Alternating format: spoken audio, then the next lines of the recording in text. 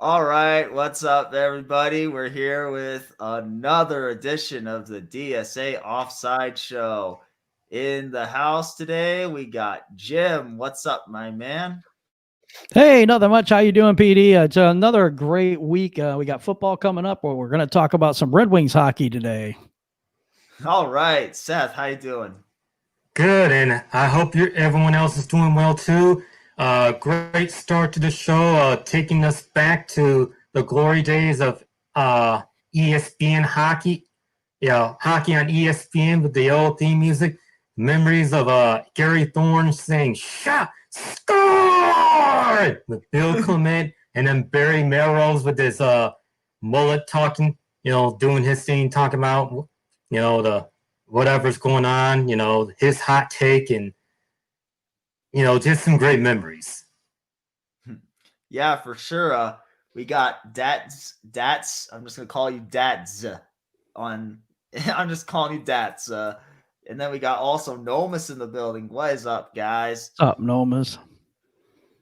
Um, but yeah, let's jump into this. Let's start off with the first one, and I'm glad that Dat said that, because that's gonna be the first thing that we were gonna start with. Who do you got winning this year's Stanley Cup Finals, and why? Seth, I'm gonna start us off with you, man. I don't care. As I've mentioned before, this whole thing is a sham. How they should have just gone ahead and canceled the rest of the season and make sure the next season starts off on time. Now, what they're doing for next season, that's a whole other topic, so I'll save that for later. But I think this whole thing is a sham. Starting back the playoffs late and then making it a 24 team bracket. Because you want to make it fair for the one or two teams that would have been screwed. Okay, it would have been okay. It would have been fine had they added just maybe two teams and make it 18 teams. So 24 teams. Come on, are you serious? You're taking away the legitimacy of the playoffs and devaluing the regular season. People want to talk about college football being devalued with 8 teams in playoffs. That's bull crap. This is devaluing the regular season with 24 teams in the playoffs. So you take almost any sorry team and be like, you get a playoff spot, you get a playoff spot like Oprah, and then they get a handful of teams that get eliminated in the first round still get to be in the draft lottery, schooling the Red Wings. I don't like this whole thing one bit. So no, I don't care one bit who wins the Stanley Cup. I don't care. I like your hot take, Seth. I disagree. I personally care, and I like that they came back because I don't know. I wanted to see stuff. I wanted to see something to talk about. But, I don't know. Seth, or not Seth, Jim, who you got winning this year's cup? Oh, I got Tampa Bay by a little. Dallas has been. I'm just going to say they've been squeaking through. I mean, they upset 2 teams in a row. They're, Tampa Bay, I think, is going to win the series. It's going to be a tough series. I think it will because Tampa Bay's outlasted pretty good defenses. Okay, so the last 3 teams have been really good defensively, and Dallas upset 2 great offenses, in my opinion. So, like I said, it's pretty close. It's pretty close to being a toss-up. I think Tampa Bay has just a little bit more firepower, and I think Tampa Bay's, I don't know, I just like them better. Yeah, I'm with you. I think I'm kind of. I mean, this is more of a personal thing. My choice isn't really based on any form of logic or common sense or anything. Well, I mean, this is more a gut feeling. It just feels like it's time for Tampa Bay to win. They remind me of the Red Wings during the '90s, where they kept getting upset, like getting upset by the Sharks or losing to Toronto or getting to the Cup Finals and getting swept, or you know what I'm saying? Like the Lightning have disappointed so much. It's time for them to finally break through and bring that cup home. At least that's kind of my reasoning. Like I said, it's not really the most logical reason, probably, but that's my reasoning. All right, we're gonna go on to the next question. All right, so The NHL tentatively plans on starting the 2020-2021 season on December 1st. What do you think is the ideal start time for the upcoming season? And do you? Oh, I didn't even word it right, but no, the more correct wording is they plan on starting between December and January, sometime in that time frame. Sorry for not writing that correctly, but Seth, you had a hot take last time. I can't wait to hear your take on when the not the Red Wings, when the NHL plans to start next season. Give us what you think. Now, in this question, are we also going to be talking about how the league is planning on the season being 82 games? Are you talking about that too? Yeah, you can talk about do talk about that too. The NHL plans on having an 82 game schedule. They plan on doing everything as they just plan on doing a full season starting between January and December. And yeah, give us your thoughts. Well, what the hell then? I mean, okay, I'd be okay with starting the season December, January, or whenever, but you're going to make it 82 games? So what? Are you going to push back the following season too, or make that a shortened season? What the hell? I mean, are you going to just make each season permanently start later than before? I mean, how's this going to be accomplished? Are you going to have a shorter off season? It doesn't make sense to me. Why not just make it 60 games, 62 games, or whatever? It doesn't make sense to me. It's like Gary Bettman doesn't know how to run the league sensibly anymore. It's like he never did. Yeah, but I mean, it seems like as time goes on, the worse he gets, like Vince McMahon with WWE, how he's lost touch. Bettman, Jim, you can make the argument that Bettman was never in touch, but it's becoming more evident as he gets older. Yeah, I agree with that, Seth. No, I think I'm sorry. I'm gonna just respond to Seth. Seth, I believe you're 100% right. That's pretty much exactly what they plan to do. Like, it's not gonna be overnight that we get back to the regularly scheduled time for hockey to start. It's gonna take a pretty decent second before we get back to that point. But Jim, go ahead. What do you think of this whole NHL tentatively planning to start on sometime in December or January? And I don't have a problem. I don't have a. Go ahead. I don't have a problem with when they're starting it. I do have a problem, like Seth does, with the amount of games. I don't think you're going to. Why are you trying to get an 82 game season 2 months in? Just cut those games off. I agree with Seth. 60 games is probably good. 62 somewhere in there. Take 20 games out, and then you can start finishing your season correctly and get back to normalcy. Doing this, you have a very short off season. I don't like it. I don't like how long we're playing into the summer when you go that way either. I just don't think it's good for hockey that way. So I don't like it at all, to be quite honest. And I think Gary Bettman sucks. Well, I guess I like it for selfish reasons. Maybe I may or may not be able to attend a game when the season does get back rolling, because I want to go attend a game this year, because I've attended a game the past couple of years. It's not very often that I'm able to make it happen, but hopefully I can make it happen this year, and hopefully the 82 game season will help me be able to make that happen. But I guess from a financial standpoint, the league might need 82 games from a financial standpoint. Like, they want to try to probably get the cap and stuff back to where it was. It's grown so much, and now it's going to decline because of everything that's happened, obviously. But I don't know. No, that's a good point. No, that's a good point, because that financially they do need to make the money back they lost this year. But still, I just don't think that. I don't think that there's a. I don't like the way they're doing it. Let's just put it that way. We're still playing NHL playoffs right now, and then you start right back up in December. I don't know, man. I don't like any of that. But hey, and I don't like how long the season will be next year. Let's take a couple seasons, get this reset, and do it right, and then we'll be back to the normalcy again. Hey, what's up, Detroit Drew? I see you in the chat. Yeah, if you're in the chat, make sure to tune into 313 James channel for Yes. Above the Rim, because there's always good stuff happening on Above the Rim, and there's always It's Free stuff. Smoke Saturday, man. Oh yeah, Free Smoke Saturday, as JMO calls it. Heck, we might have to call this show Free Smoke Saturday at times too, but That's all right. That's all right. I'm ready. Yeah.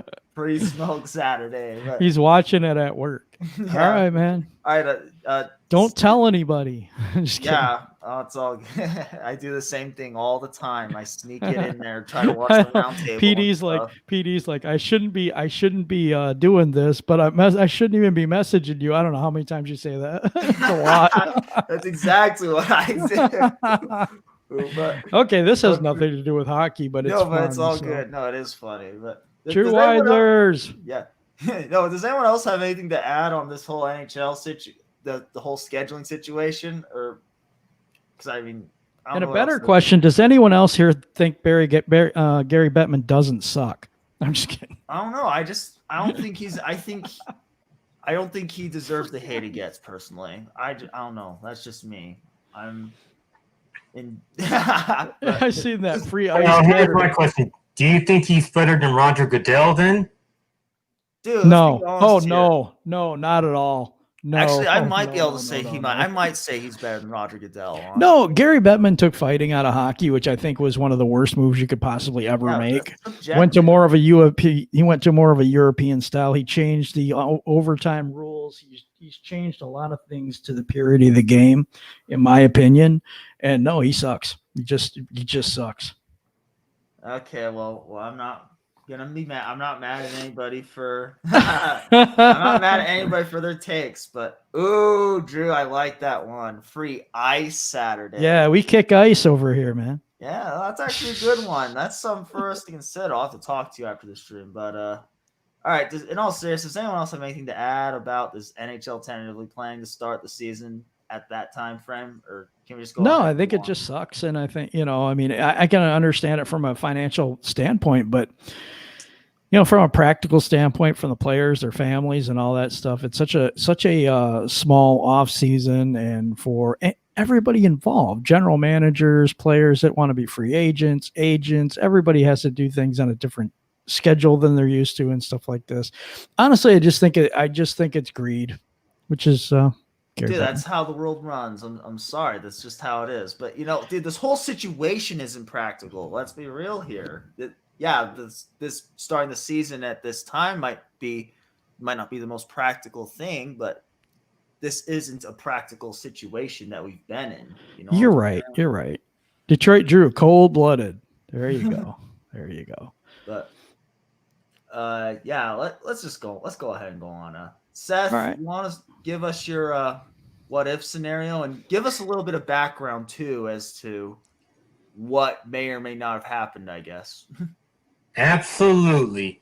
This should really make Jim happy because he likes enforcers. We're gonna go back to when the Red Wings welcomed back Joe Kocur back in the 1996-97 season.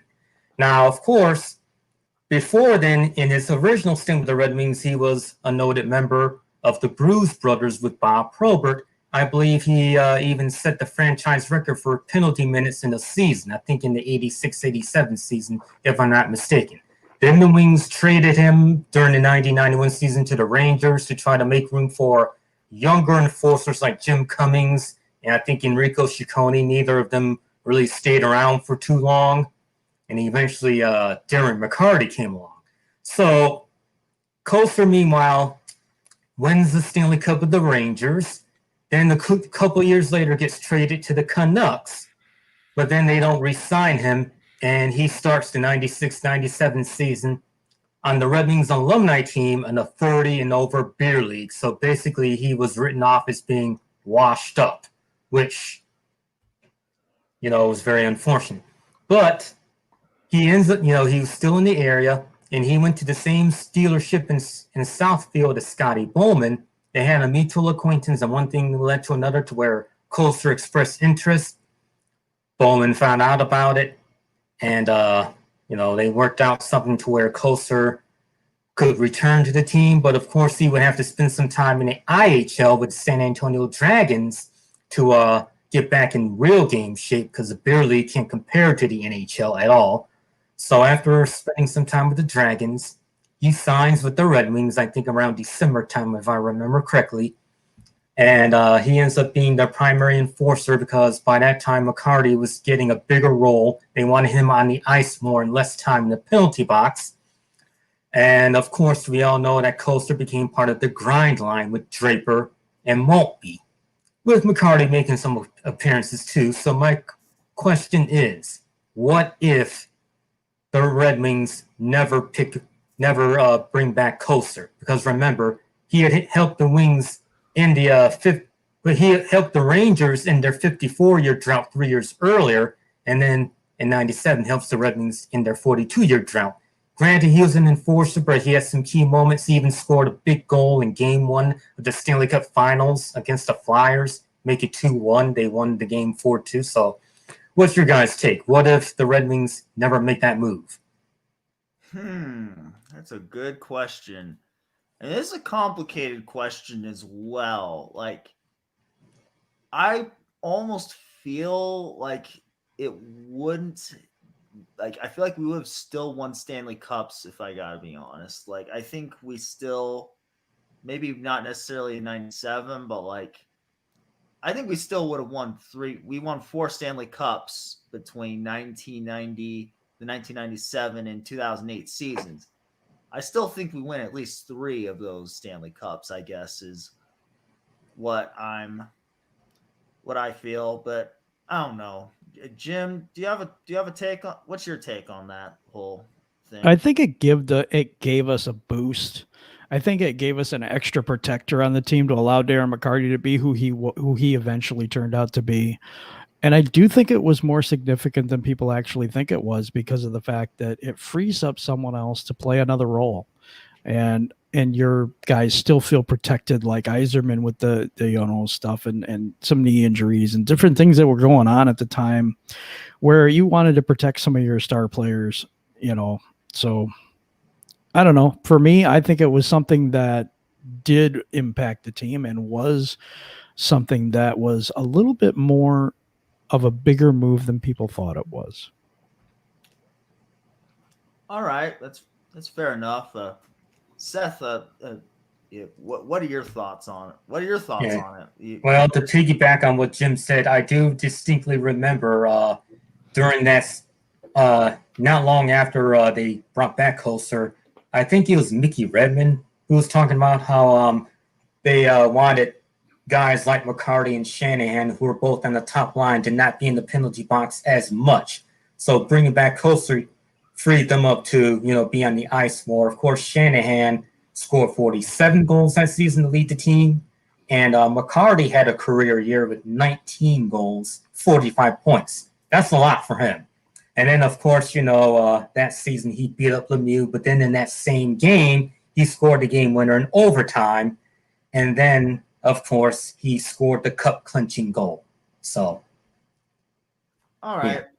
Cool. Fair enough. Does anyone else have anything to add on this? Or no, I'm pretty sure it's just us. Yeah. All right.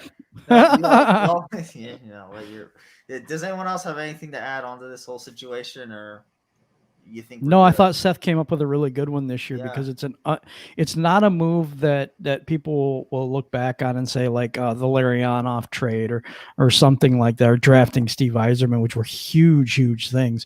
This kind of can fly under the radar a little bit, and I think it was really good of him to pick up on that it was something significant instead of something that just a normal trade, no big deal. No, I think it was very significant in that time. It's good job, Seth. Well, thank you so much. Good job to all of y'all for maybe if I was around, maybe if I could remember at that time, I would probably have a different opinion, but all I can do is rewatch the game. I can't even remember this play happening. I think I was like two years old when they broke their cup drought. So Well, we need to get you under hypnosis or something to get those memories going. yeah, for sure. I'm kidding. Sure. All right, let's go ahead and go on. Let's go ahead and go on then. All right. Where are we going to next, PD? All right. HockeyWriters.com listed Lias Anderson, Kyle Turris, Henrik Borgstrom, and Thomas Hickey as 4 potential trade targets for the Red Wings. Should the Red Wings target any of these players should the Red Wings target any of these players in a trade? Jim, let's go ahead and start off with you. I got 2 of these players, Hickey being one of them. They're older. He's an older guy, older defenseman, if I remember right. I didn't research this a whole lot. It's going to show in a second. I'm just being honest. Yeah, no, I'll tell you right now. So I'm not sure we need to add a veteran presence right now. We have some veteran players that are already in the organization in those positions. So we're not. I want everybody to be very, very clear on this. We are not here to win a Stanley Cup next year, the year coming up. We're not ready for that right now. I'm not trying to be funny about it or whatever, but I don't think that we need to bring in the lower price free agents that are younger that haven't really panned out somewhere else. That's okay. We could take a chance on them, but let's develop our talent. Let's develop the 10 guys that we got last year, or the guys that we got the year before, and the guys that we're going to get this year in the draft. We're going to have plenty of players to develop and stuff. And I don't think there's a reason to keep bringing in new people unless Steve Yzerman thinks that they're going to mesh with what he's got, that those players are in his plan, or he could see them fitting in his plan.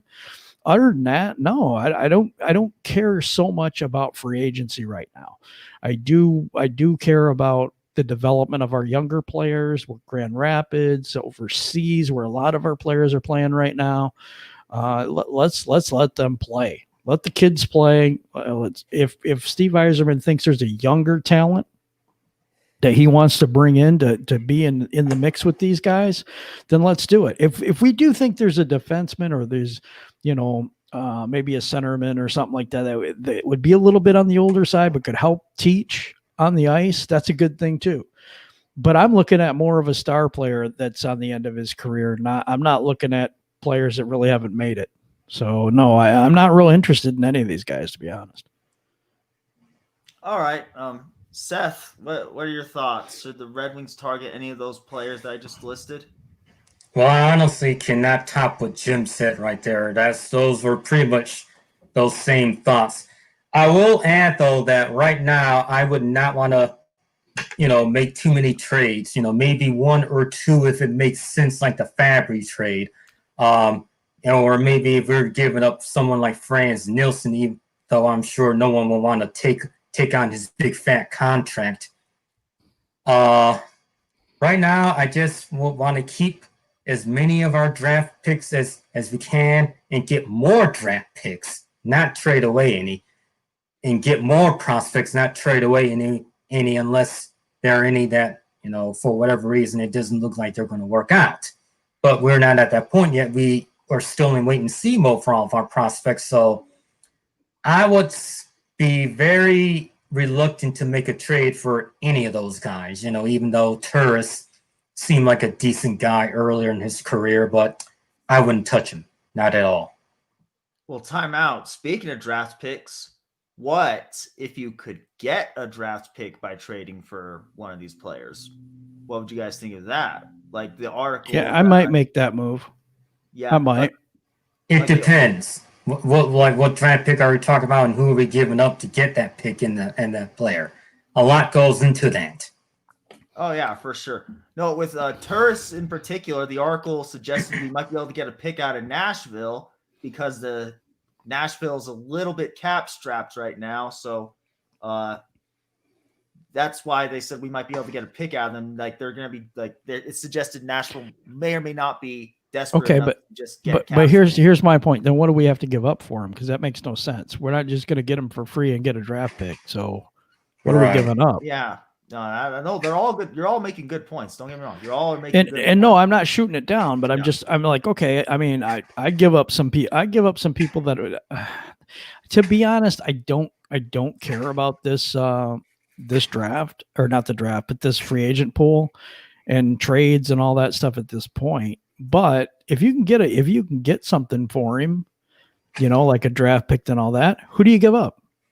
Jimmy Howard, maybe. I mean, possibly. Yeah, why not? I'm sorry, Jimmy. Like, if you're listening, you're not listening. I like Jimmy Howard. Yeah, I like do. Jimmy. I thought he's been a decent goaltender. He has just, I don't know, brain gaps sometimes. I don't know what his deal is, but sometimes he looks like one of the best goalies in the league when he's on. Oh no, I agree. Like, he just had a really terrible year. He had a terrible year this year. His defense had a terrible year. Yeah, too. Everybody had a terrible year. I mean, you can only do so much as a goalie has played the position before. You can only do so much when you don't have a defense and when they just can't clear it out of the zone. Oh, I know. I feel you completely on that. Like, we weren't. You got to be that stuff. You got to stand on your head, and there's only so much you can do. You got to clear people out of the front. You got to play good defense, and you got to get it out of your own zone. And when you can't do those things, you can't accomplish those things. Your goaltender is going to suffer for that. No. And Dad said Howard is terrible. Howard has his days when he's terrible. That's, I agree with you. But Howard also has good games too, or he used to. I don't know, not as much anymore. He's getting older and whatever. But there's only so much you can do as a goaltender when the rest of your team just is awful. We're just going to say it like it is. This may not be the popular opinion, but I always felt that Howard was like a career overachiever. That he really should have been nothing more than a backup, but basically he was able to overachieve for a whole bunch of years, and was able to play like a starting goalie, and go from there. And people thought that he was a great goalie, but I never was really sold on him to begin with.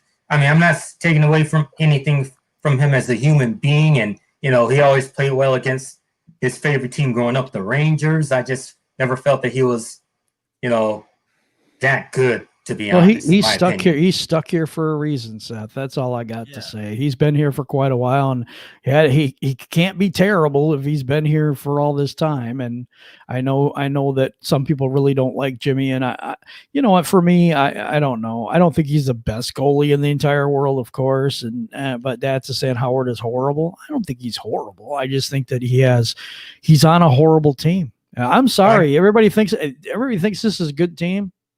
We were last place last year, absolute worst. No, we weren't. And our defense hasn't been good in a while. Oh no, for sure. Like I agree with Jim. Like I don't want to rip out. Like he was a good goalie for a while.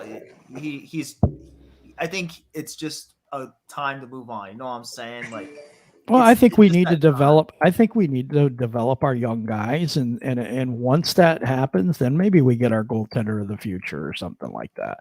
I mean, right now, I'm not committed to this year at all coming up because I don't believe we're going to do that well this year, and I don't see why we would put all our eggs in one basket for this year when we're trying to do something to rebuild. But I don't know. I keep Jimmy Howard for this year. I let him go when they have that expansion draft in the off season. So that's when I let him go. And Bernier can play. He can play. Whatever. Doesn't matter. I don't care. I don't care if the water boy plays goalie this year. I could give a shit. I could care less. You know what I mean? I'm trying to keep it cleaner for the audience, but I am. But.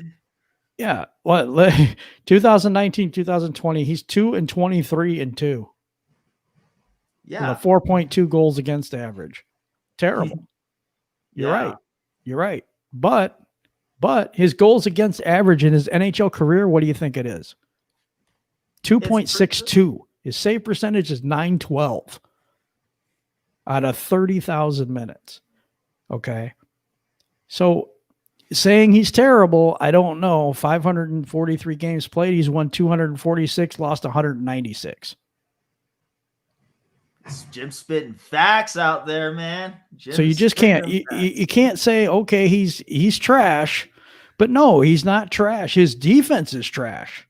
I will never forgive Howard for the 2013 7 double overtime. Yeah, that was a bad look.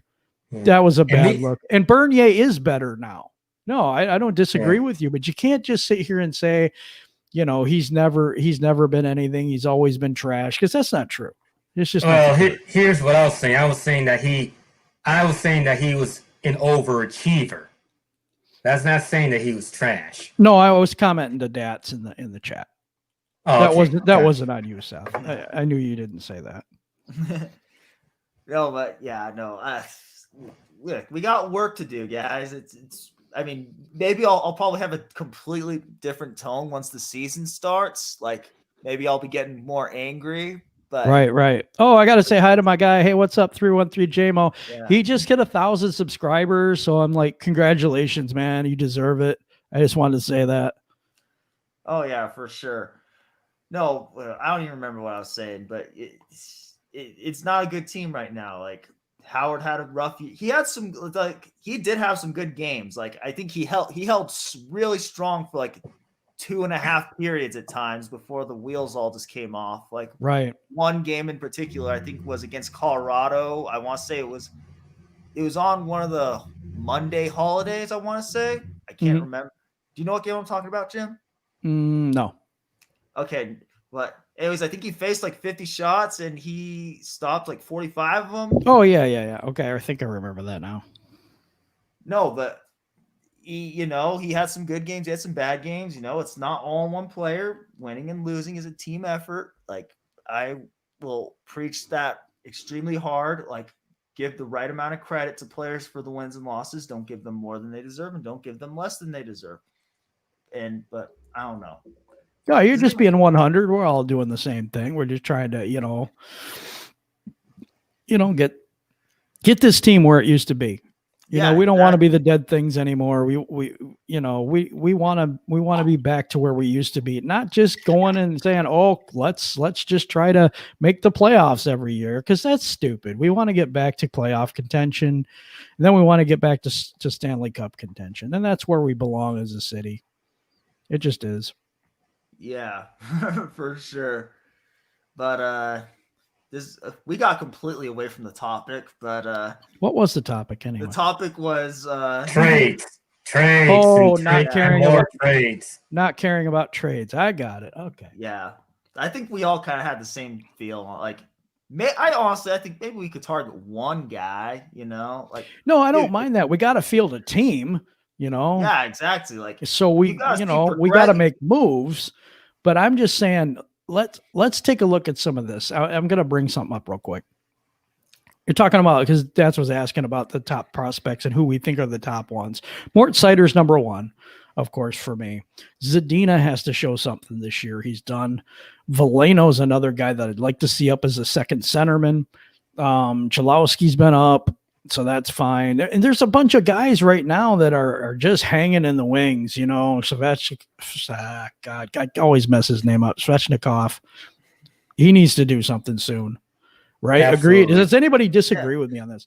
Philip Larson needs to do some more in Grand Rapids, I think. I thought he played pretty well. He played terrible at first, and then he's starting to come on.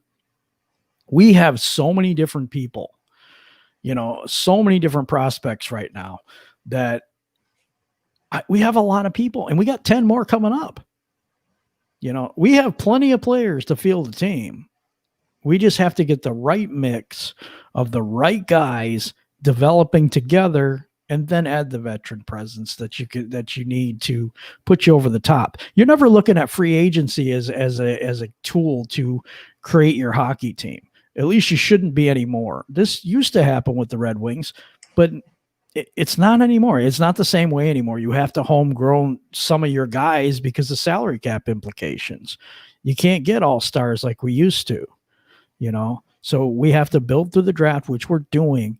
We have to develop those players, which we're doing. And then you add those veteran guys to get you over the top, or maybe a superstar or two or something, you know, trade away some of those assets that you've acquired over the whole time and say, okay, we're going to bite the bullet, and we're going to bring in some guys, and, you know, this is going to put us over the top.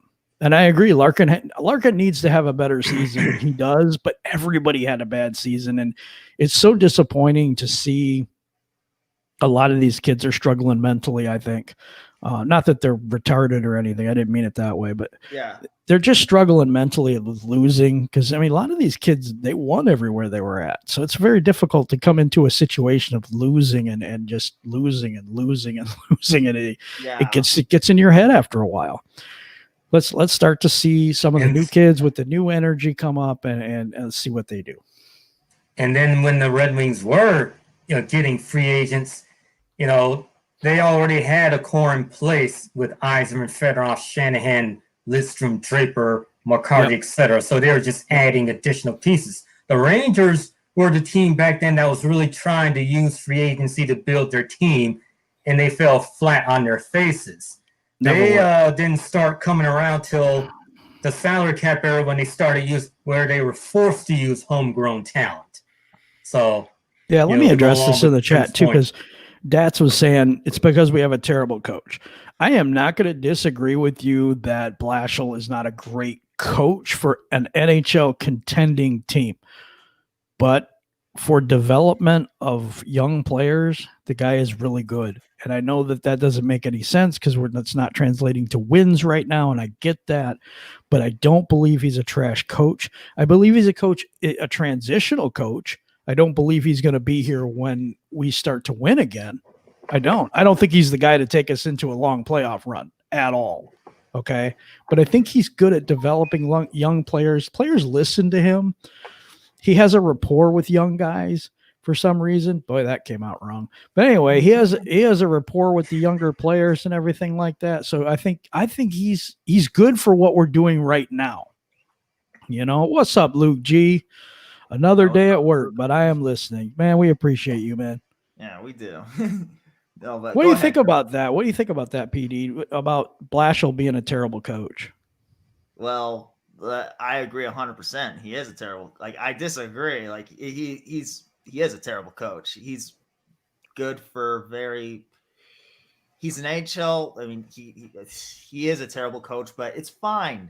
We can have him for a second longer. He's like Jim said. He's a placeholder. We've talked about this on the show. I don't remember when, but we've talked about this on the show before. He's a placeholder right now. We don't need to get. I think the guy I wanted to eventually get was Peter Laviolette, and I think he actually just got taken already. But we're still 2 years away, man. Exactly. We don't want to know who's coming up today. We want to know who's coming up a couple of years from now. Yeah, I think that's where we're at. Yeah, what do you think, Seth? What do you think, Seth? Do you think he's a terrible coach? Well, I don't think that he's an NHL level coach, but I don't think he's the problem for why the Red Wings are in the position that they're in. It was Ken Holland that the way he just was trying to hold on for the streak, save the streak, God save the streak. But that wasn't Ken Holland. That was management. That was Ilitch's. That was the Ilitch's that wanted to keep that. He didn't want to. He wanted to rebuild a long time ago. He wanted to rebuild a lot earlier than they did, but they told him, no, we're getting extra revenue. We're getting a playoff game. We're getting in the playoffs every year. We're making more money. And he said, no, I want to tear it down. They told him no, that they didn't want him to tear it down. And so I don't think it was Holland. I just don't. I think he made some questionable decisions at the end, but he had to because ownership wanted him to maintain the streak. All right. Well, be that as it may, changing the coach isn't going to be the answer. People want to point out, oh, look at the Blues. Like I've said before, that is a once-in-a-lifetime scenario that plays out in a Disney movie where you get a new coach that takes over a crappy team that ends up winning the cup that same season, like the Mighty Ducks or Angels in the outfield. That doesn't happen every day. That's once in a lifetime. And people need to understand, Scotty Bowman wouldn't be able to do jack squat with this team. He would be shipping guys out left and right if he could to get the team right. Look at Pat Riley when he took over the Heat. He had to, I know it's a different sport, but he had to get rid of a whole bunch of guys till he got that team right to surround Alonzo Mourning with. And turns out the one guy that he did keep was a total goon the NBA's version of an enforcer, Keith Askin. So that Yeah, one's Jim. So thanks. Yeah, thanks. yeah. So Dad says we aren't the damn Pistons trying to make an 8 seed every year, tank again, but at least be competitive. 17 wins is terrible. And here's the thing: we need a coach to be competitive. We have to trust Steve Yzerman right now. I really believe what he did in Tampa Bay, he's going to do here. The thing is, we don't have that talent right now. If we look at our team and we say, "Oh wow, we got so much talent. We just need that coach." I don't agree with that whatsoever. I don't agree with that. I think we need to be patient, and we need to let Steve Yzerman build this team. It is a rebuild. We've been told it's a rebuild. He said he doesn't know when it's going to come around. If we fire Blashill, what are we trying to do? Okay. I mean, are we trying to win this year coming up?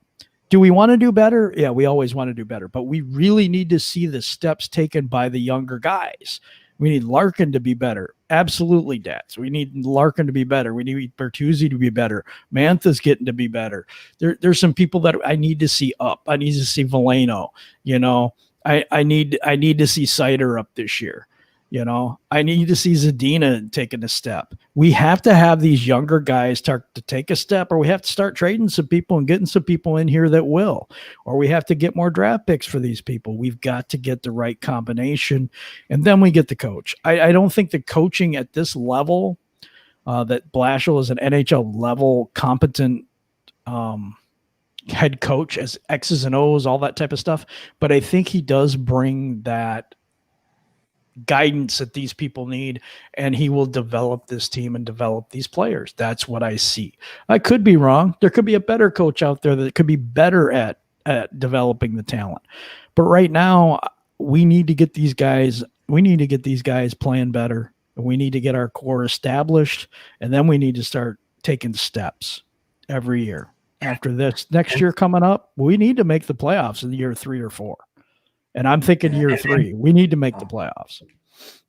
Oh yeah, for sure. No, and I want to add to. Oh, go ahead, Seth. And I want to add to that because I'm not sure how old Dance is, so I'm not even gonna try to guess or speculate. But I sense that with a lot of fans, probably my age and younger, because I was born in '82. A month before Michaelis bought the team. So I was born during the Dead Wings period, but I don't really vividly remember it. I feel like fans my age and younger, we grew up, knowing the Red Wings as being a playoff team, a Stanley Cup contending team. So all we really know firsthand is success, contending for the cup, always being competitive year in and year out. Anything less than a cup being considered a failure. We've been spoiled as fans, so a lot of us don't remember, like you, Jim, the Dead Wings period. So I think that's affected the views of a lot of fans who aren't used to that, who don't understand that this time of struggles would eventually come back again. So I feel like they don't know how to act. They don't know how to handle this. So there's we demand better. We demand to be more at least competitive. 25-30 wins, their perspective is warped to where they don't understand that this is a rebuild, that this period is necessary for them to get back to that point of being cup contenders and cup winners. Totally agree with that. And it's she was saying he or she, I'm sorry, Dats, I don't know what. I hate to be that way. Larkin, Bertuzzi, Mantha, Bernier, Zadina are the only keepers. Holy cow, I don't agree with that at all. I hate to say that, but I like Robbie Fabry in here.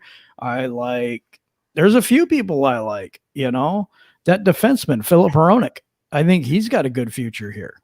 There's another couple of people on here I would keep, but that's about it. I think you're right for the most part, but there was a couple players I kind of like that I thought we should keep. But you got to see the players that are coming up, Mort Sider, Philip Zadina should be playing a role again. Joe Veleno should be coming up. Cholowski should be back. And these guys are going to fill big roles for this team. And then a lot of the players that we have over like in Germany right now and then they're kind of sitting there for a minute. They'll probably be here at least next year. So yeah, I think I think you're right. I make that picture last week was my girlfriend, not me. Oh, that's okay. It doesn't matter. You're all good here. Having a great conversation with you today. Thank you for being here in the chat. Yeah. Thanks for that clarification. I'm going to go back to PD, but I like answering these questions because, it really helps the chat so that they can, they understand a little bit more and can be on the same page, or they can just totally disagree with me. That's okay too. Yep, for sure. But yeah, no, like, what do you want me to answer? What did you want me to answer, Jim? Like, no, it's next question. We can go to the next question. We can go to the next question. All right, we got way up. It's all good. That was actually very good dialogue. It was helping people out and like trying to help see what's going on. Like, dude, like Blashill, it's fine if we have him. It's fine if we have him. It's really for now. For now, it's fine. Like, not Ted. Like, he shouldn't be a lifelong Red Wing coach, but it's fine to have him right now. It really is. It's a transitional period. I mean, it is, and like Seth brought up such a great point. He's like, the Red Wings fans are not used to this. And you start to think about it. I was around with the dead things and all that stuff. I remember those years, and when the Red Wings started winning, I mean, it was just crazy. It would be, imagine the Lions winning and how it would be, So. I agree with Seth that people's expectations are way too high for this team right now. This team is an absolutely terrible team at this point, and they will get better. They will draft better. There will be better players brought in, and I just trust Steve Yzerman to do the job that he's supposed to do, because he is so meticulous at everything he does. He pays so much attention to detail, and I think he's the best GM out of all the teams that we have right now. All right. All four sports. Definitely. He's transparent. He's willing to tell the fans, be patient. J-Mo! What up, dude? Yeah, that's kind of how I'm feeling right now. What's up, J-Mo? Yeah, see, I was going to watch the show until Jim said something so drastic I had to hop on. You said the Red Wings winning way back then, decades ago, was like if the Lions would win, they were that bad. Yes, dude, they were that terrible. They were called the Dead Things. That's how bad they were. Let me give you some perspective. Because like, bro, I'm born in the '90s, so to me, the Red Wings is like the greatest team in the state. So, well, I was born in J-Mo. I was born in 1969, bud. So I'm watching this team in the '70s, going, "Oh God, this is terrible." Just awful teams, man. To give you some perspective. After the Red Wings won the Stanley Cup in 1955, they didn't win it again until 1997. After their 55 Cup appearance, they made the finals a few more times within the next 10 years. But then after their 1966 finals appearance, they only made the playoffs twice in the next 17 years. Yeah, it was bad. Then they drafted Steve Yzerman, started getting a little bit better. Made the conference finals a couple times in 87 and 88, hit another bump. Then the 90s come and they become cup contenders, and then eventually won the cup. But from the late 60s to the early 80s, they were pretty bad. They were Lions bad back then. Yes, I would agree. I've just never heard of any of our other teams being Lions level bad. Dude, they were that That's bad horrible. before they drafted Steve Yzerman. They just couldn't get anything right. They trade for people and it just never worked out. They'd get the wrong this, the wrong that. They were just awful. And I was saying that sounds just like the Lions. The Lions stay doing stupid things.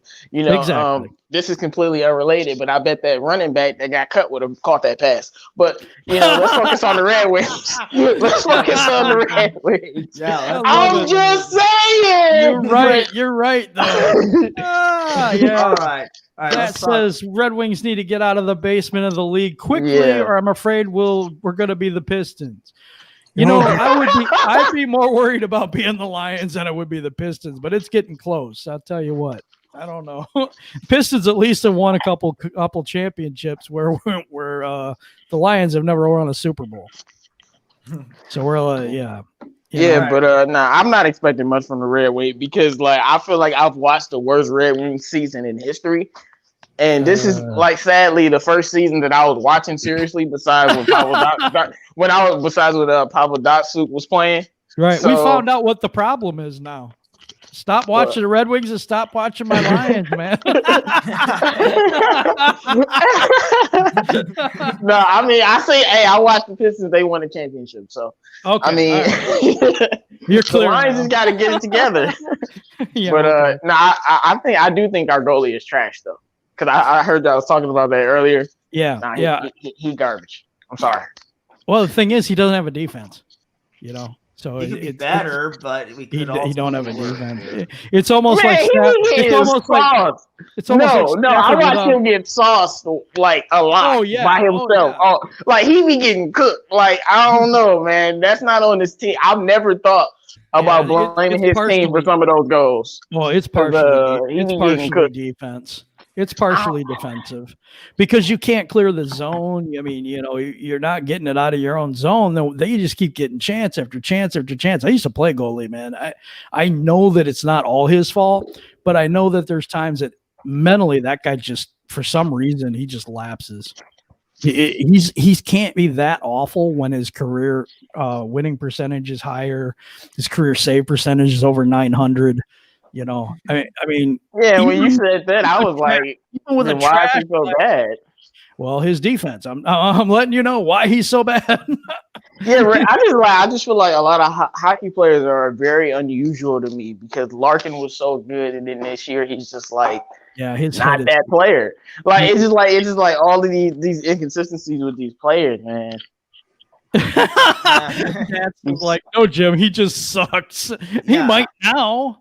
I'm just saying, though, but it's tough. It's tough. It'd be like, let me put it in a way that, like playing quarterback without an offensive line. And pretty much is the way it is. Yep, for sure. All right, let's talk about something. Jam, do you want to stick around for a question or? Yeah. All right, well, let's do this question.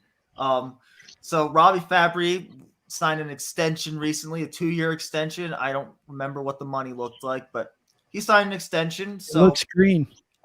I'm just kidding. Yeah. Oh, yeah, he does look green. Huh? Yeah. The money does. All right. Yeah. No, I'll take that money. I would love to have that money. But guys, what are your thoughts on this particular Red Wings player, Robbie Fabry?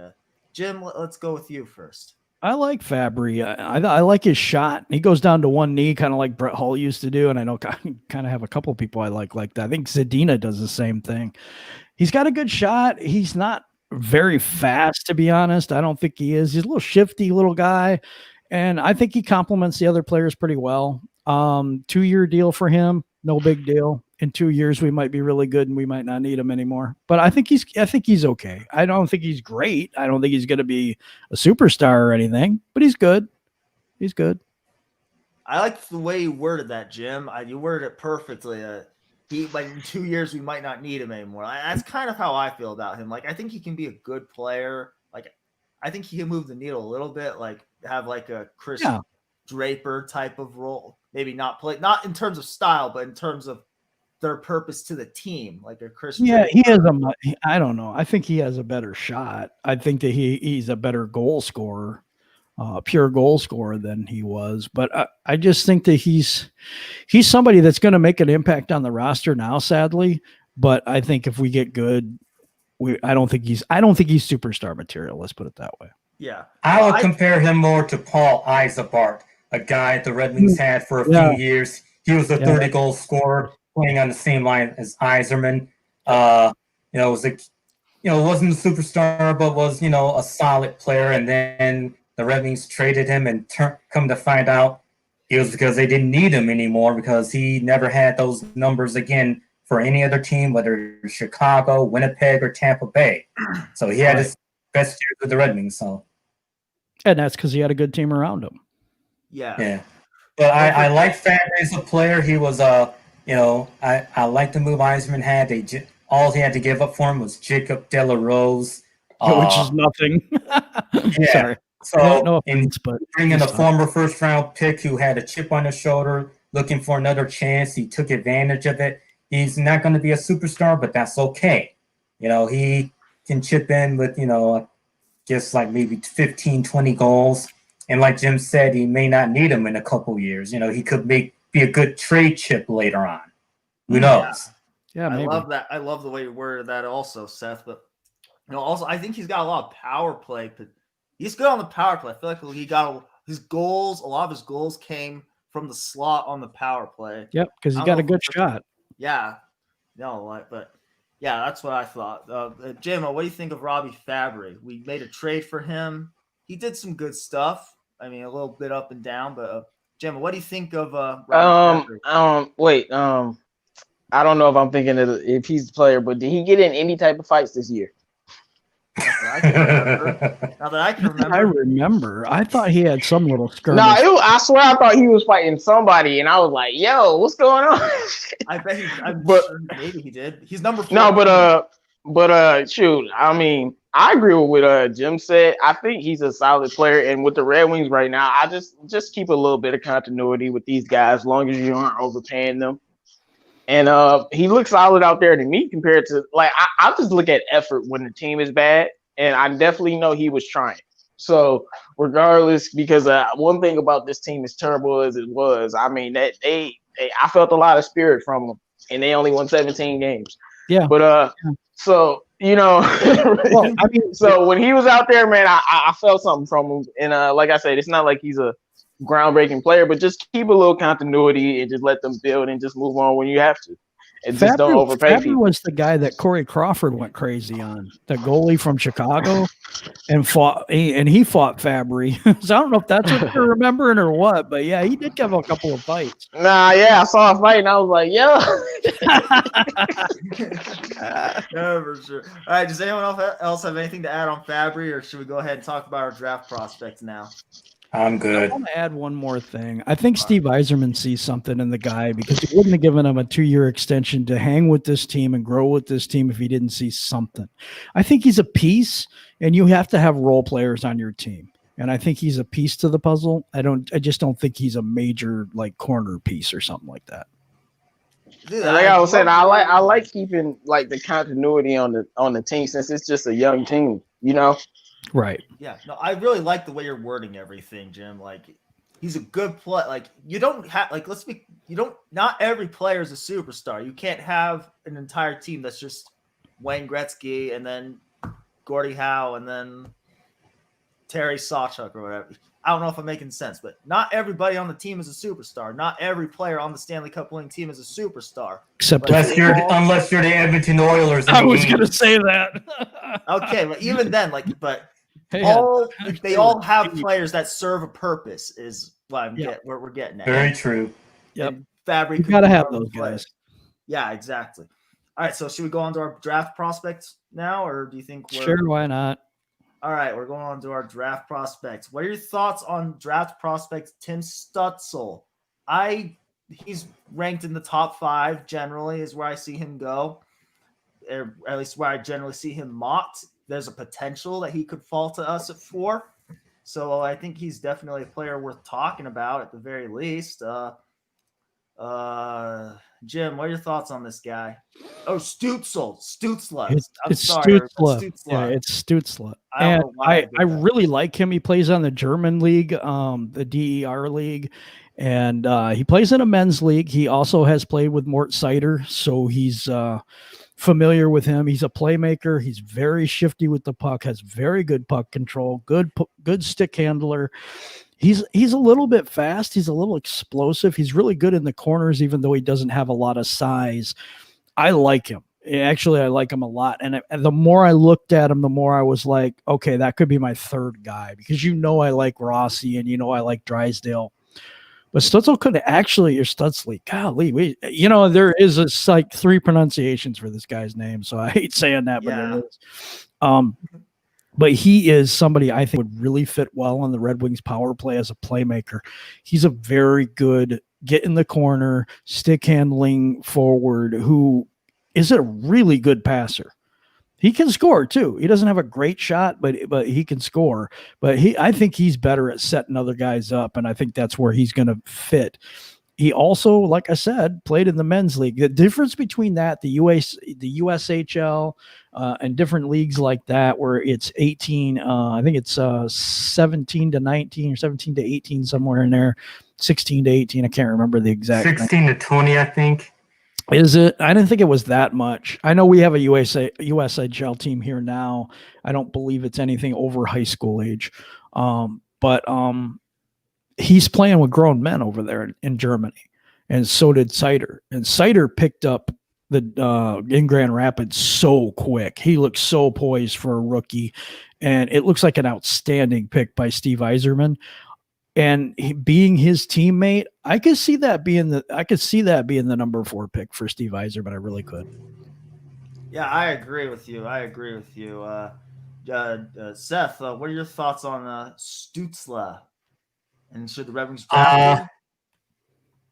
And full disclosure, I just now looked him up, and it says he's a natural center who can also play on the wing. So right there, that tells you he's a versatile guy. I do see him as being potentially that same type of guy like Sider, who could be a sleeper pick who people may be kind of sleeping on, but may end up getting picked a little bit higher because Yzerman sees something in him that other teams aren't focusing in on. I do like the fact that he played with Sider, so that's some continuity right there. And then, like Jim said, he played in the men's league, though. In my opinion, it is not. It is not a deal breaker if a guy is playing in the USHL or junior, CHL, or college. There's different ways to get to the NHL, bottom line. But, playing in Europe and men's leagues, that helps a lot. That does help a lot of players. And, I felt like that really helps Sider, and that's going to help Stützle. So if I was the GM, this would make having the 4th pick very intriguing if Stützle, Rossi, and Drysdale, if all 3 of those guys are available, it would be very hard to choose which one out of those 3. I think it'd be a very good problem to have.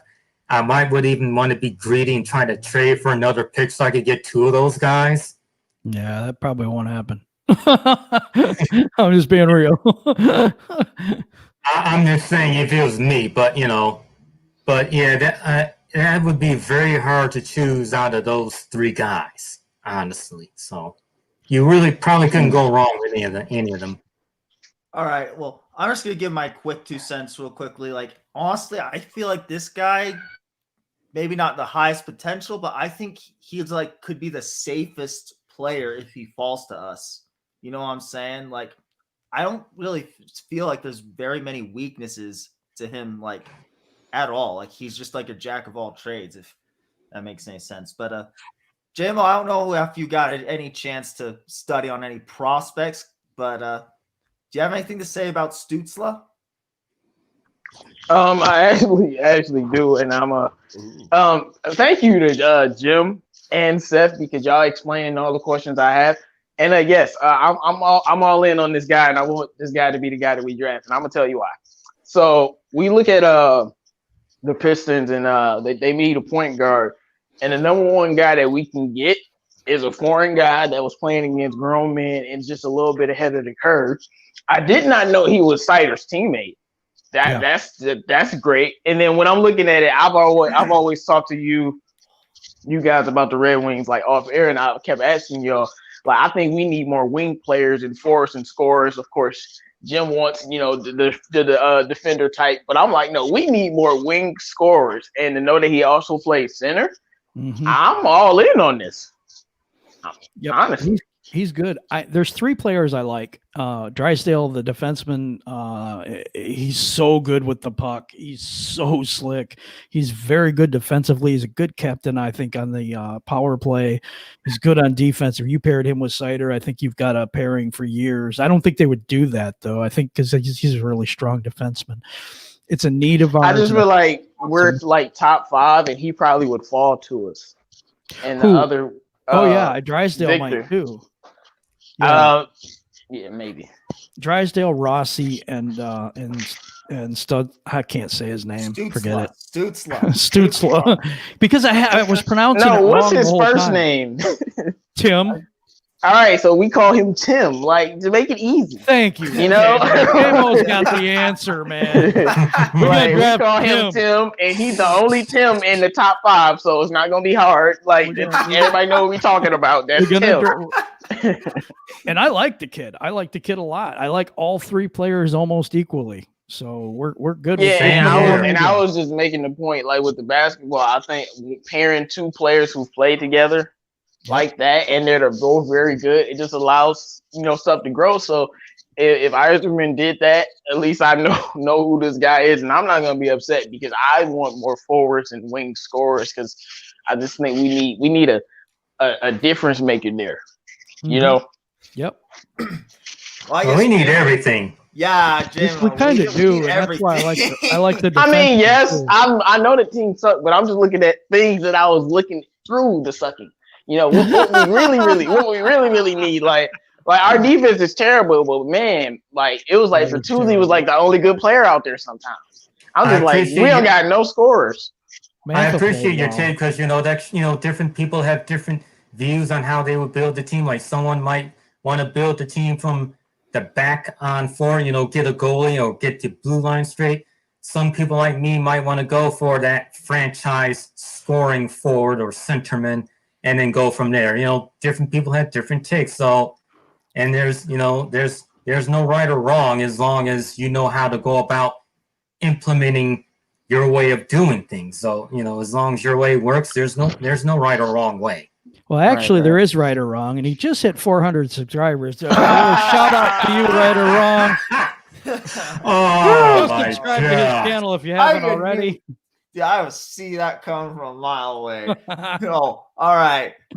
Does anyone else have anything to add on Stützle? Or because I see a couple questions in the chat. If we can go to questions. I mean, right. I wouldn't mind talking about it a little bit more, but I think we've beaten this horse to death. So, do you have any? Do you want to add anything else to Stützle, or do you just that when I watch him, I really, really like his stick handling. He has a toe drag that's unbelievable. He is firmly in control of the puck. He can go into the boards at 17 years old and come away with the puck in the boards when you dump it in. He has a knack for being able to pass in the passing lanes like Rossi does. So I like that about him, and he's a good skater. So there's so much to like about the kid, and he plays defense too. That's one thing that people like. Oh, that one guy, Byfield. I didn't like him playing because he's very tall. He's very clumsy. He doesn't skate as well as I would like him to skate. He's fast, but I don't like him as a player because he doesn't play defense. And number 8 plays defense. Tim, as we're going to call him. Thanks, Jamie. Yeah. All right. No, he plays defense too. He's a two-way hockey player. He's not a liability on defense either. So, he's a very good pick. He's right up there with Rossi and Drysdale for me. Yeah, Jim, the more you speak, the more I'm like, yeah, if we don't take him, I might be mad. Well, he has to be there for us to take him. He has to be there for us to take him. Well, true. Yes, he definitely has to be there. But I obviously, Jim, we got different philosophy. But I want that scoring star forward that's versatile and a two-way player. Hey, and then you got the continuity with Sider. Like when both of them come up, those gonna be 2 staples of the team right there. Yep. I like it. I feel you, JMO, because I like offense too. No matter the sport, I like offense. You talk about football. I'd rather have a team that can just pick you apart offensively and score a bunch of points and be good defensively too, rather than just have that boring team that just focuses on ball control on defense. If it works, it works. But in terms of my personal preference, I like offense. So I feel you. I like winning, so we're good. Yeah, I'm with that. So you're like Charlie Sheen, winning. Winning. That was great, PD. All right, but no, I think Stützle can help us, and I like Stützle because I believe he can help us win. I like two-way players too. Also, like everyone, I know Eisman put up a bunch of points and stuff, and so did Datsuk, but they also both won Selkies. and Fedorov was also a great point getter, but he also won Selkies. Like, Yes, he did. so like For those that don't know, what's the Selke Trophy? the I was Selkie, literally about to ask that. yeah, the Selkie Trophy is awarded to the best defensive forward. Yep. Defensive forward, not best. The Norris is for the best defenseman. Norris is the best defenseman. Yep. And the Selkie is for the best defensive forward. Wait, so how many other defensive awards do they have? There's only those two. They have a million awards, but like the two most notable, like the only defensive awards that I can think of off the top of my head are the Selkie for the best defensive forward and the Norris for the best defenseman. And then they're thinking of So who's the best defenseman? The Norris Trophy is the best defenseman. Yep. None of our guys won that award. Lidstrom used No, to not this season. I'm talking about back in the day. Yeah, back in the day. Lidstrom won it 7 times. Yeah. Who? Lidstrom. Oh, Lidstrom. Oh, okay. And Coffey won it once with the Red Wings too in '95. Yeah. But Lidstrom used to own that. I think he just kept it in his study or something. Yeah. Lidstrom's a freak. Yeah, like I think everyone, like, we scored so many goals with those teams. I think everyone forgets that we were also a great defensive team. Yeah, really. So how does that relate? So how does that relate to Stutzel? Two-way players are my favorite players. I like two-way players the most. Mine too. Rossi's really good defensively too. So he's not a liability either at the center position.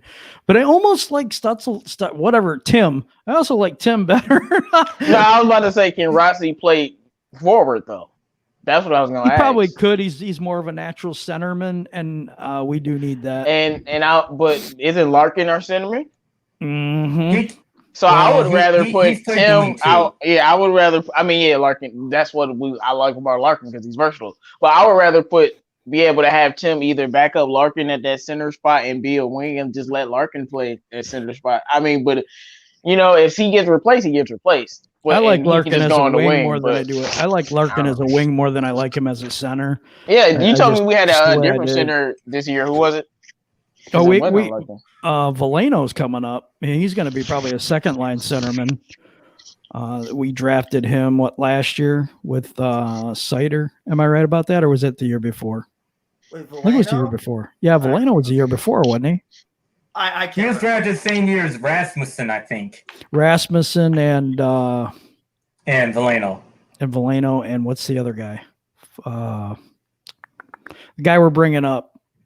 I'm just drawing a blank on his name. No, Zadina. I was just about to say Zadina. I was about to say this completely underrated. Where does this Zadina fit into all of this? Like, where is Zadina's a sniper and he's a goal scorer, so he should play wing. Shouldn't he be somebody that we depend on to be on the team? Like, I don't know what's going on with this guy. I know we drafted him really high.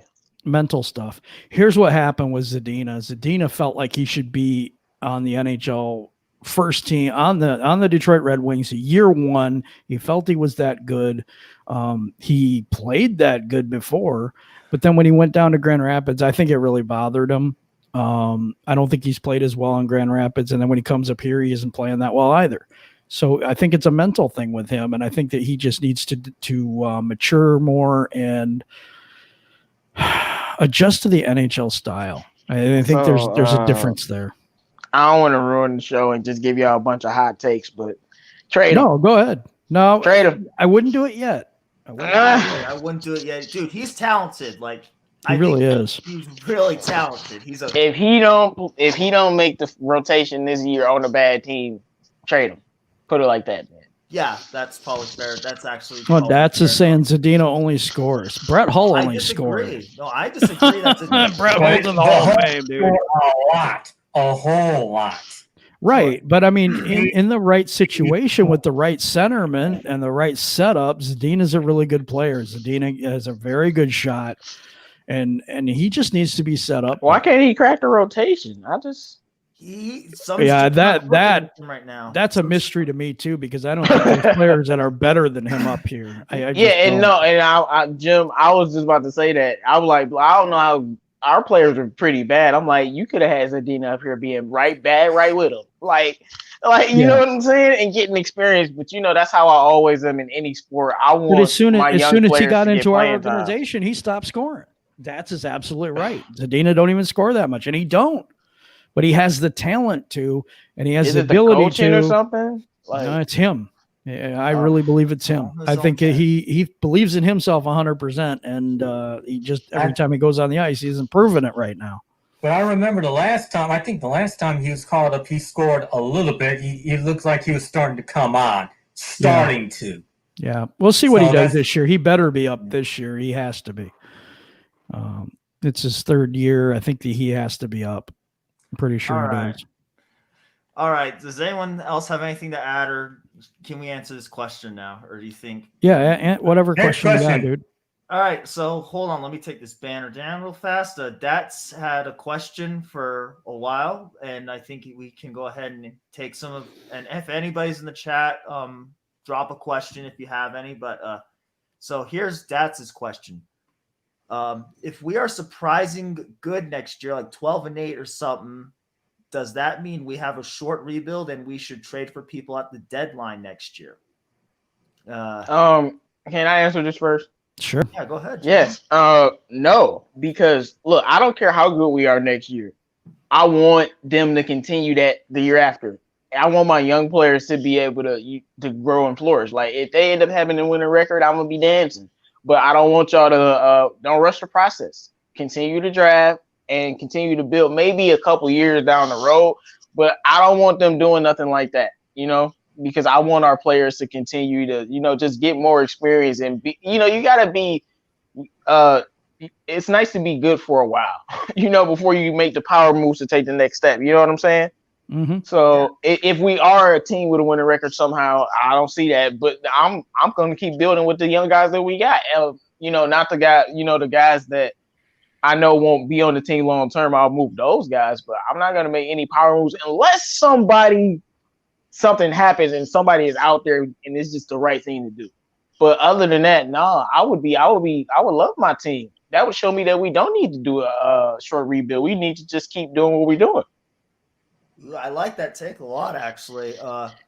Jim, what do you think? I'm sorry, it's clear my throat. Jim, what do you think of this question? First of all, surprisingly good would not be 12-8 for me. I totally agree with JMO on this. I believe that there's no way in hell I would start making trades for other people. I want to see the player development. I know that sounds crazy. I don't care where we get next year. If we make the playoffs, that's well and good, whatever. I don't care. But I want to see steps made by the individual players themselves and how they're gelling as a team, how the new people are coming up, what our draft picks look like. That type of stuff is more important to me than the record next year. And I think that I think you're hoping that we're going to turn it around a lot faster than I think that we will. And even if we turn it around to the point we're 12-8 or we're doing pretty good, I don't think that's the reason to go ahead and make a trade. Like JMO said, if something's out there and it's just an amazing deal and we have to do it for a guy that's not over the hill or a guy that's right in his prime, sure. Why not? Because he's going to be in his prime for a few years. We have to keep the future in mind. We can't just go ahead and, we're good now. Let's go all in and trade some players and some draft capital and all that to bring in some talent so that we go a little further in the playoffs. No, we need to grow this team. We need to develop. We need to stick with what we're doing. We need to stick with the plan so that we're Stanley Cup contenders and not just playoff contenders. Yeah, I think we're all going to be pretty much on the same page on that. Seth, what do you think of this question? Well, I go back to my previous point that Red Wing fans my age and younger have been collectively spoiled by all of those years of success. That's all they know. And that playoff streak, anything less than a cup being considered a failure. So what a lot of people are not understanding is that we can't just immediately get back to that point. It's going to take some time. Yzerman has said over and over again, be patient. Now, if the Wings happen to be surprisingly good, great, but it's not the time to start trading for guys. Sure, if there's a deal that Yzerman absolutely cannot refuse, fine, but I don't see that happening next season. I see that happening down the road when guys are more matured, more developed, and you have the point you just made. the point you just made is why like you said, we've been spoiled, but that's why I want them to build, because I know they'll be winning again. Yep. Simple as that. What I'm saying is, you know, like, you don't remember the Dead Wings period. You don't remember a period where the Red Wings were struggling. It took a while for the Wings to get to that point. So it's not like it's going to happen overnight. This isn't even the NFL where you could foreseeably rebuild a team 2-3 years. In the NHL, that's incredibly fast. You know, that's like really super duper fast. That's not going to happen in the NHL unless, you know, barring a miracle. And here's one of the reasons why. In the NFL, you're drafting players out of college. In the NHL, you're drafting 17-year-old, 18-year-old people. You know, there's no way these kids are that mature right away. It takes time for them to develop longer than it would in like football, basketball, something like that, because they're not even college age, most of them, you know, that we're looking at drafting. So you got to give them a couple of years to develop in a minor league. That's what the NFL has, college, you know, and we have minor leagues, and that's the difference. When we draft a player, we're not expecting them to start, you know, like Okuda. Like, I had to say it. I'm sorry. No, I mean, wait. So you telling me there is never some hockey player that's so good that he's starting day one? Steve Yzerman. Like he was the last one. He's the last one. Like, I'm not just talking about for the Red Wings. I'm talking about in general. Guy from Pittsburgh. I'm drawing a blank on his name.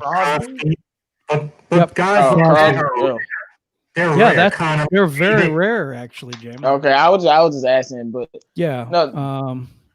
Sidney Crosby would be one. Okay, yeah, but what you said, Steph, is exactly why I want them to build, because I've literally seen them go through 25 straight years of making the playoffs. Like that, like you can't even say spoiled. Like I basically must be like a noble in a house of royalty of winning. Like I've seen them win so much, it's unbelievable. So like they're like the Patriots team, but there are teams. So if I'm looking at it like from that perspective, then I need them to build. I don't need nothing quick, because I know once we get it going, we're gonna be winning multiple championships, not just one in the next 12 or 15 years. And if my young players ball out, I'm not gonna just trade those young players. Like that's one thing I'm not gonna do. Yep, for sure. All right. Does anyone else have anything to add, or do you think we should go ahead and close the show out right here? I'm good with that. Yeah, let's go ahead and close the show out and do some final thoughts. Jim, let's give us your final thoughts, and yeah, just give us your final thoughts. Very good show today. I liked how we interacted with the chat. Thanks, Dats, for being there, and JMO for coming on with us. I appreciate you too. I appreciate the support, because you know what, hockey's tough to talk about nowadays. You know, there's just not a lot of people that like it still, and I'm just happy that we have all these people that support us, and PD for hosting, Seth for doing a lot of research, who was our resident historian here, and JMO for coming in and talking some hockey with us, man. I love it, man. Thank you, dude. But anyway, no everybody, problem. Man, have a wonderful day, and that's my thoughts for today. I'm good. All right, Seth, go ahead. Give us your final thoughts. Well, JMO, thanks for joining us today and adding your perspective. You know, you offer some very good thoughts. Dance, thanks for joining us in the chat. And yes, you're right. Nathan McKinnon was another guy who came into the league straight out of the draft, and Alexander Ovechkin, even though technically he was drafted, I think, 2004, and you know that season's canceled by lockout, but I'll still go ahead and count him.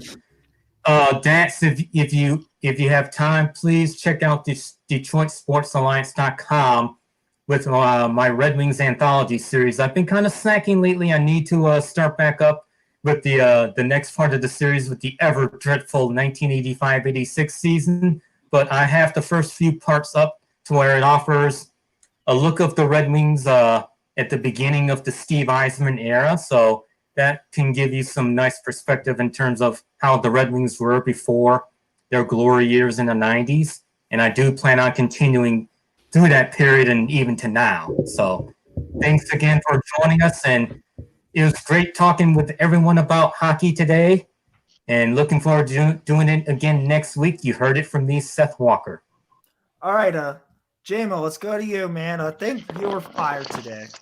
Like seriously, you were fired Oh today. man, like y'all know, I'm not really that advanced at any type of hockey talk, but I had to hop on because Jim said something that I literally never knew.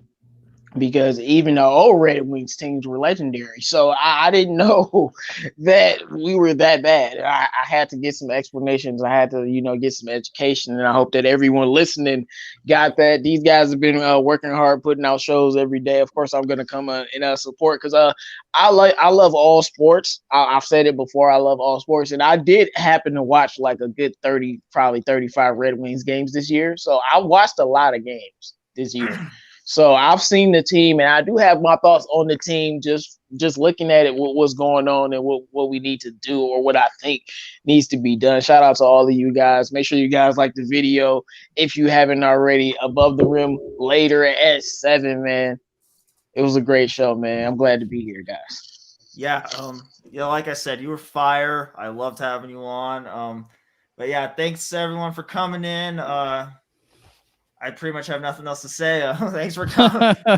I'm never good at these last things, but thanks for coming in. Thanks for the support. I don't know, JMO, are you hosting the pregame show tomorrow, or are you not hosting the pregame show? Nah, I am hosting the pregame show. Yeah, so make sure tune in to JMO's pregame show. We're gonna have some Packers fans on. It's gonna be lit. Oh, dude, it's going to be lit. No, don't get this wrong. It's going to be lit. It is going to be lit with these Packers fans, especially with Rage.